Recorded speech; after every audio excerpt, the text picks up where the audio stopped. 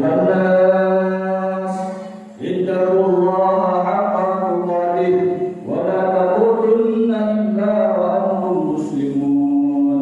قال الله تعالى في القرآن الكريم: أعوذ بالله من الشيطان الرجيم. بسم الله الرحمن الرحيم.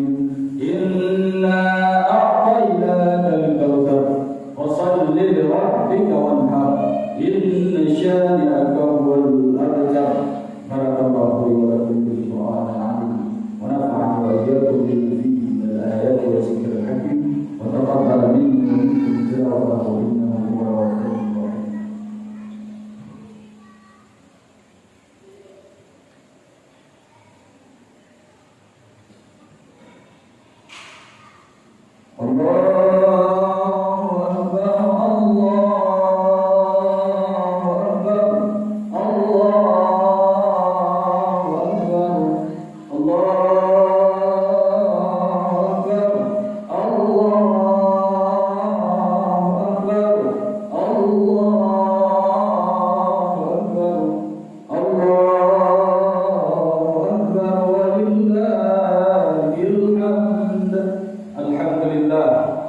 الحمد لله الذي فضل بنانا بالعلم والعمل.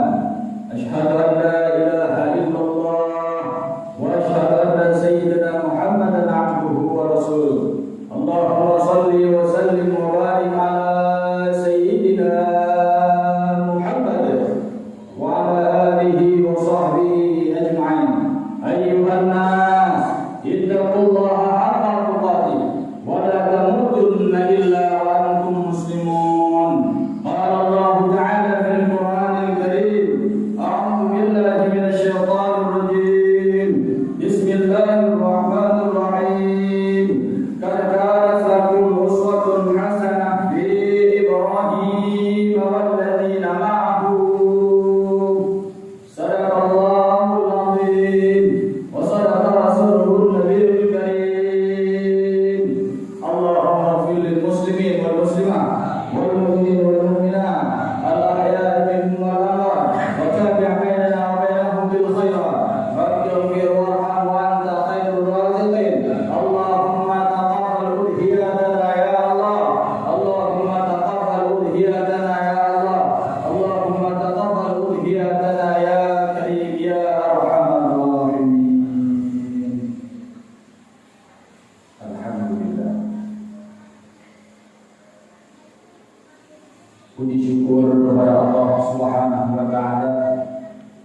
Selawat bermahkota dan salam sama-sama kita sanjung sajikan kepada alam Nabi besar Muhammad sallallahu alaihi wasallam. Beliaulah yang memberitahu kepada kita siapa yang sepatutnya, siapa yang hak untuk disembah, dan siapa Tuhan kita sebenarnya. Selawat bermahkota dan salam pula kepada seluruh al dan sahabat beliau yang sudi kiranya membantu baginda Nabi Muhammad sallallahu alaihi wasallam dalam memperjuangkan agama Allah di atas permukaan bumi ini. Selawat bermahkota dan salam pula kepada seluruh para alim ulama mutaqaddimin, ulama mutaakhirin, serta para alim ulama yang muktabar yang masih Allah sisakan umurnya di atas permukaan bumi ini selaku penyambung lisan dari baginda Muhammad sallallahu alaihi wasallam. Hadirin wal hadirat sidang jamaah Idul Adha yang dirahmati oleh Allah Subhanahu wa taala. Alhamdulillah, pada hari yang mulia raya ini kita semuanya umat Islam di seluruh dunia berkumpul untuk melaksanakan perintah Allah Jalla Jalaluhu. Dalam bulan ini terdapat dua ibadah yang mana ibadah itu Allah beri ganjarannya yang amat luar biasa bagi yang mereka yang memiliki kemampuan, memiliki harta, maka kerjakanlah ibadah ke Baitullah dan bagi mereka yang telah berpergian, yang telah menunaikan kewajibannya, maka berkorbanlah. Dan kita pada hari ini telah berkumpul, telah melaksanakan fasalli, yaitu melaksanakan sembahyang, dan setelahnya kita melakukan kurban. Dan hal ini tidak boleh didahulukan. Apakah boleh hukumnya kita mendahulukan kurban sebelum sembahyang?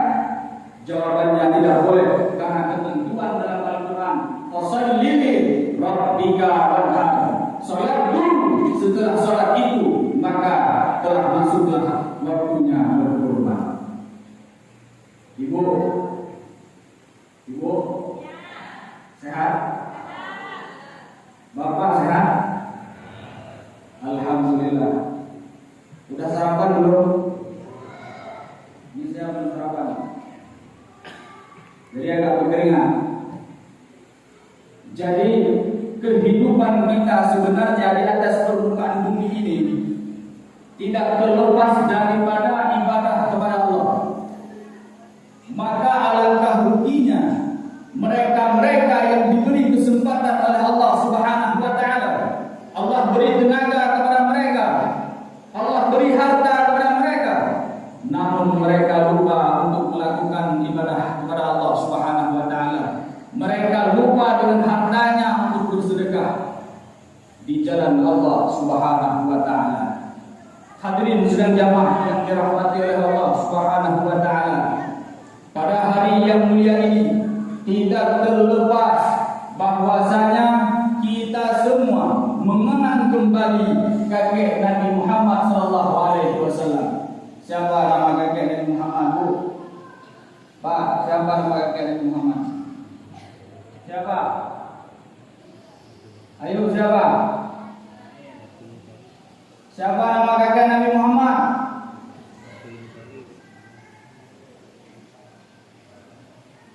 Astagfirullah. Nama kakek Nabi Muhammad sallallahu alaihi wasallam yang akan kita peringatkan pada hari ini yaitu Nabiullah Ibrahim alaihi salam. Bukan Abdul Muttalib. Itu di dakwah misalnya. Tapi kalau pada hari ini nama kakek Nabi Muhammad sallallahu alaihi wasallam adalah Nabi Ibrahim alaihi wassalam. Beliau digelar oleh Allah Subhanahu wa taala dengan gelar Khalilullah. Apa makna Khalil? Makna Khalil itu tidak terikat hatinya dengan sesuatu apapun yang berbau dengan dunia. Itu makna Khalil. Makna Khalil bersih. Maka tatkala Nabiullah Ibrahim meminang Siti Sarah 86 tahun beliau menanti kedatangan sang putra, kehadiran sang putra. Namun Allah belum juga memberinya.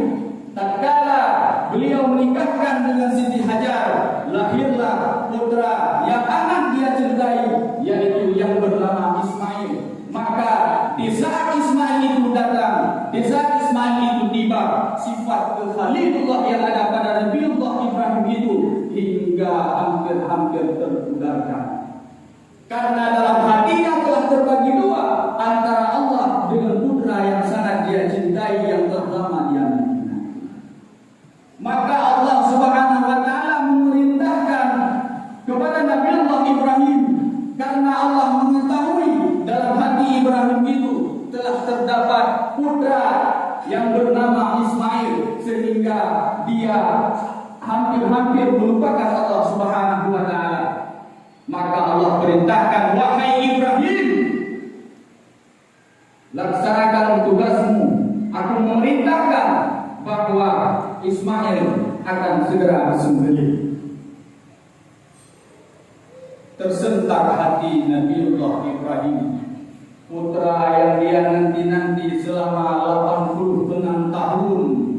Tapi Allah mengujinya untuk memangkal leher daripada Nabi Ismail itu. Betapa hancur hati dari Nabiullah Ibrahim alaihissalam. Kira-kira Bu, kita sekarang kalau masih mandul, belum punya anak, paling lama berapa tahun? Ada yang mandul seumur hidup? Ada enggak kira-kira? Ada yang mencapai 86 tahun. Nah, kalau tandanya sudah mandul, berarti suruh cari yang lain. Seperti yang dilakukan oleh Nabiullah Ibrahim. Maka kalau nanti bapak-bapak ini, misalkan beliau sudah lama menikah dengan ibu ya, belum juga punya keturunan, maka izinkanlah beliau menikah satu ini. Setuju nggak? Bu, setuju nggak? Kalau bagian ini pada diam semua ya. Tetapi seandainya ibu memberi izin kepada seorang suami, bisa-bisa Allah Subhanahu wa Ta'ala memberikan keturunan juga kepada ibu dan keturunan kepada istri yang baru.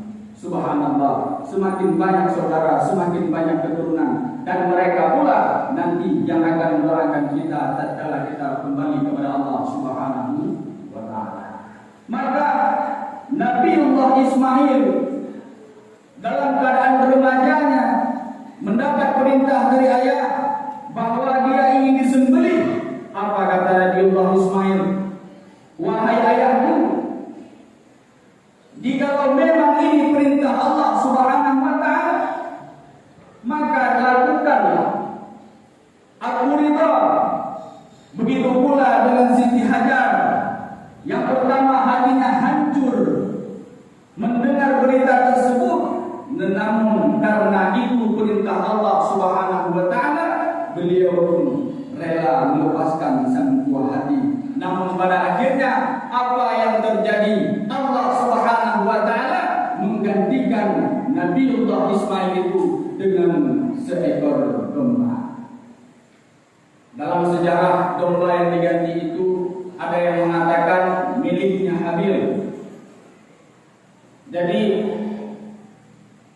prioritas ataupun adat dalam berkurban ini sebenarnya sejak lama telah ada pada masa Nabiullah Adam alaihissalam,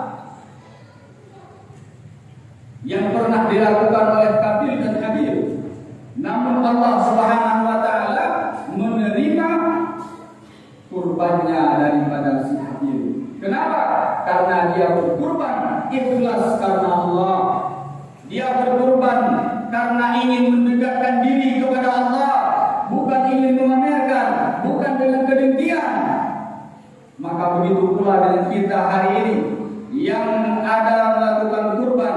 Tujuan kurban itu takarrub ilallah, untuk mendekatkan diri kepada Allah. Maka barang siapa yang berkurban tujuannya bersih untuk mendekatkan diri kepada Allah, bukan untuk menampakkan harta yang Allah berikan kepadanya, bukan untuk sombong-sombong, maka dia akan mendapatkan ganjaran yang amat besar dari Allah Subhanahu wa Ta'ala.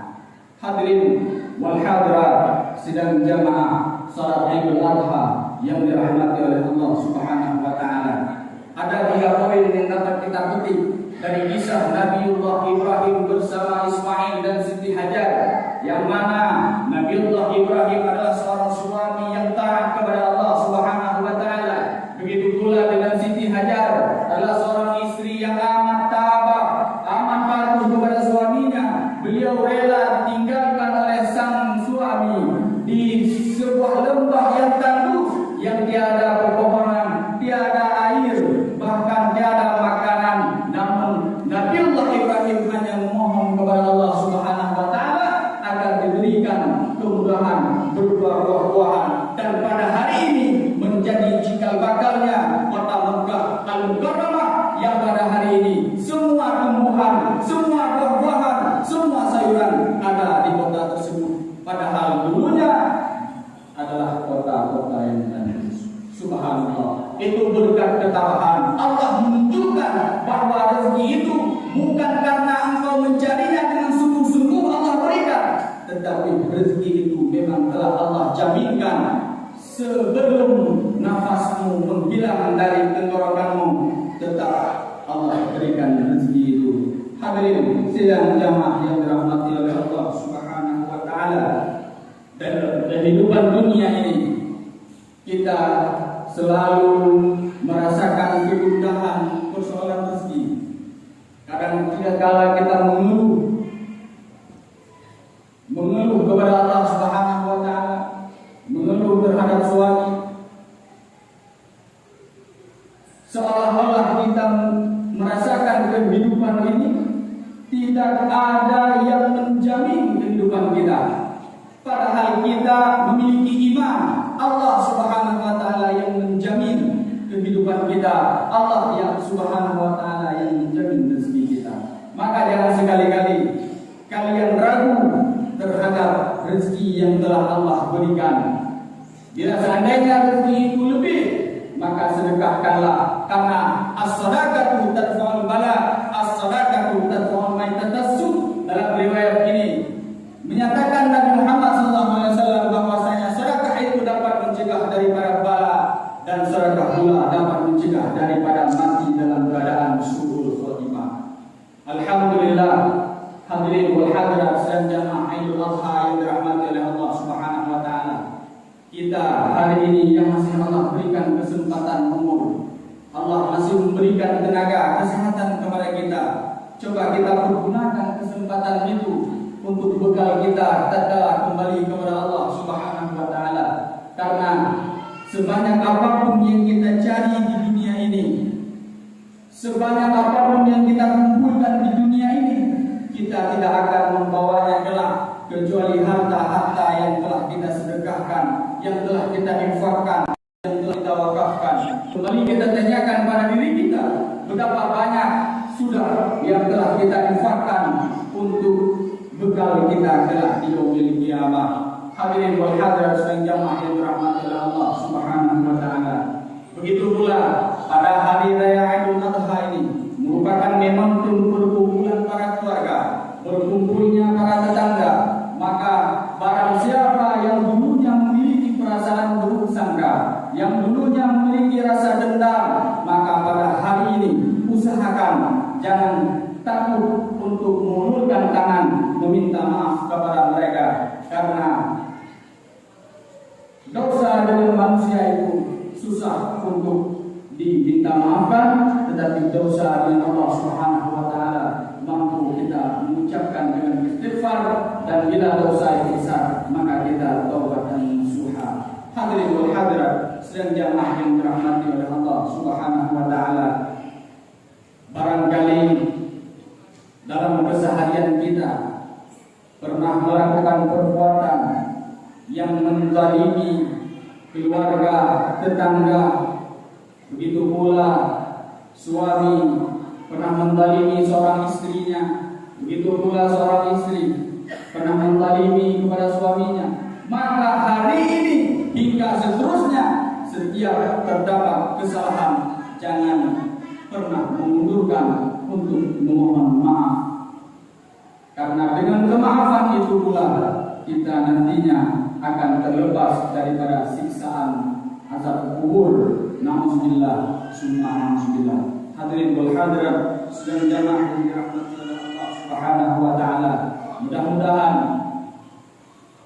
khutbah yang singkat ini dapat memberi renungan kepada kita semua, dapat memberi kenangan bagi kita semua, agar kita semangat menjalani kehidupan ibadah kurban pada masa yang akan datang.